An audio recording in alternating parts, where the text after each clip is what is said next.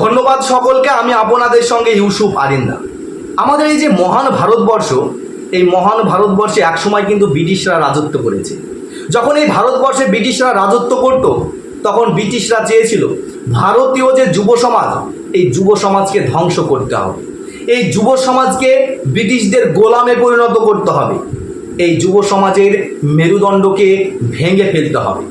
তার কারণ হলো, যদি ব্রিটিশরা তৎকালীন সময়ে বা তখন ভারতীয় যুব সমাজের মেরুদণ্ডকে ভেঙে ফেলতে পারত, তাহলে ব্রিটিশদের বিরুদ্ধে আন্দোলন করার মতো বা প্রতিবাদ করার মতো সেই রকম শক্তি ভারতীয়দের মধ্যে থাকতো না।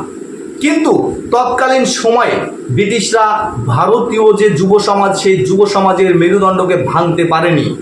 তারা যুব সমাজকে গোলামে পরিণত করতে পারেনি।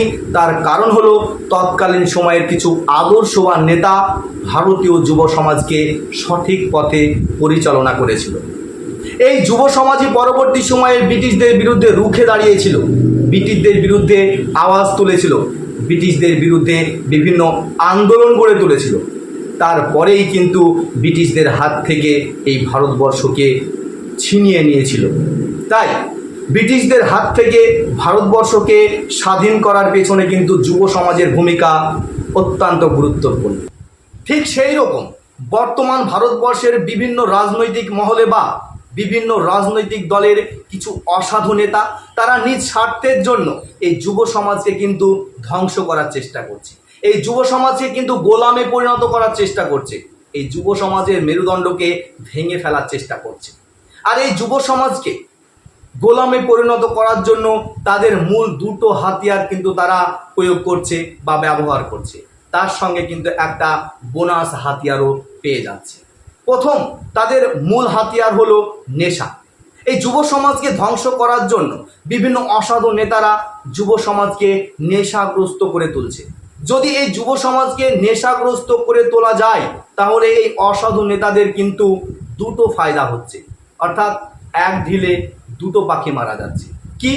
প্রথমত, যদি যুব সমাজকে নেশাগ্রস্ত করে তোলা যায়, তাহলে যুব সমাজ কিন্তু ভাবনা চিন্তা থেকে দূরে থাকবে। বিভিন্ন রাজনৈতিক খবর নিতে তারা কিন্তু ব্যর্থ থাকবে। তারা সব সময় নেশাতেই ডুবে থাকবে। এর ফলে কি হবে? এই যুব সমাজ সেই সমস্ত অসৎ নেতাদের বিরুদ্ধে প্রতিবাদ করতে ব্যর্থ হবে, রুখে দাঁড়াতে ব্যর্থ হবে। অন্যদিকে যদি যুব সমাজকে নেশাগ্রস্ত করে তোলা যায়, তাহলে কিন্তু তাদের অর্থনৈতিক ফায়দাও রয়েছে।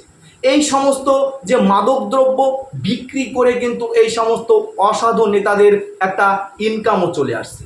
তাহলে কি হচ্ছে? এক ঢিলে দুটো পাখি। অন্যদিকে এই অসাধু নেতাদের আরও একটি অন্যতম হাতিয়ার হলো, যে হাতিয়ারের দ্বারা যুব সমাজকে ধ্বংস করছে, সেটা হলো জুয়া। এই যুব সমাজকে জুয়াতে আসক্ত করে তুলছে। বিভিন্ন অনলাইন প্ল্যাটফর্ম থেকে শুরু করে বিভিন্ন বড় বড় তারকাদের অ্যাডের মাধ্যমে কিন্তু এই জুয়া যে অ্যাপ, বিভিন্ন অ্যাপ কিন্তু সমাজে ছড়িয়ে দিচ্ছে। আর যুব সমাজ এই সমস্ত কিন্তু জুয়ার সঙ্গে যুক্ত হয়ে যাচ্ছে। যখন যুব সমাজ জুয়ার সঙ্গে যুক্ত হয়ে যাচ্ছে, তখন কিন্তু তারা সামাজিক সচেতন তারা কিন্তু থাকছে না। তারা বিভিন্ন খোঁজ খবর নিতে ব্যর্থ হচ্ছে। তারা তাদের যে অধিকার, সেই অধিকার তারা ভুলে গিয়ে তারা জুয়ায় কিন্তু মেতে থাকছে।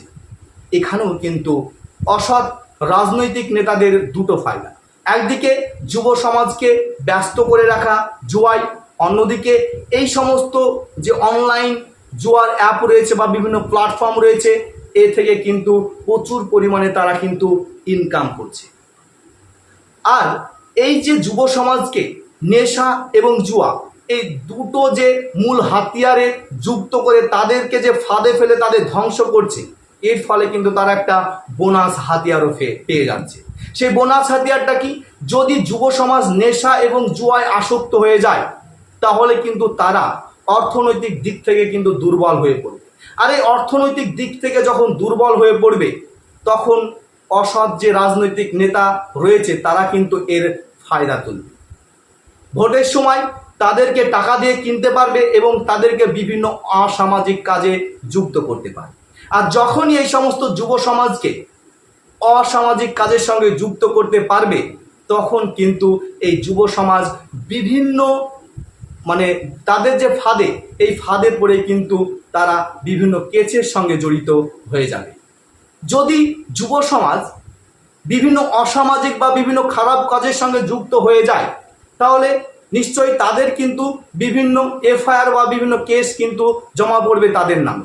যখনই তাদের নামে বিভিন্ন মামলা বা বিভিন্ন কেস হয়ে যাবে, তখন কিন্তু তাদেরকে পুতুলের মতো নাচাবে এই অসাধু নেতারা। এই সমস্ত অসাধু নেতারা তখন যে রাজনৈতিক দল ক্ষমতায় থাকবে সেই দলে তারা যুক্ত হবে এবং যুক্ত হয়ে এই সমস্ত যুবকদের নিয়ে কিন্তু তারা তাদের সাম্রাজ্যকে টিকিয়ে রাখবে। আর যদি এই যুব সমাজ তাদের কথা না শোনে, তাহলে কিন্তু তাদেরকে হয় এই কেসের ভয় বা তাদেরকে অন্যান্য ভয় দেখিয়ে কিন্তু তাদেরকে বিভিন্ন অসামাজিক কাজের সঙ্গে যুক্ত করে রাখবে। তাই বর্তমান সময়ে এই যুব সমাজকে ধ্বংস করার জন্য বিভিন্ন অসাধু নেতারা বিভিন্ন ষড়যন্ত্র করে থাকছে বা বিভিন্ন ফাঁদ পেতে রেখেছে। আর এই ফাঁদে কিন্তু বর্তমান সময়ে বিভিন্ন যুব সমাজ, অনেক শিক্ষিত যুব সমাজে কিন্তু এই অসাধু নেতাদের পাতা যে ফাঁদ, সে ফাঁদে কিন্তু পা দিচ্ছে। তাই সকল যুব ভাইদের আমি অনুরোধ করব যে আপনারা একটু সতর্কভাবে থাকবেন এবং আপনারা প্রত্যেকটা ডিসিশান নেওয়ার আগে একটু ভাবনা চিন্তা করেই নেবেন।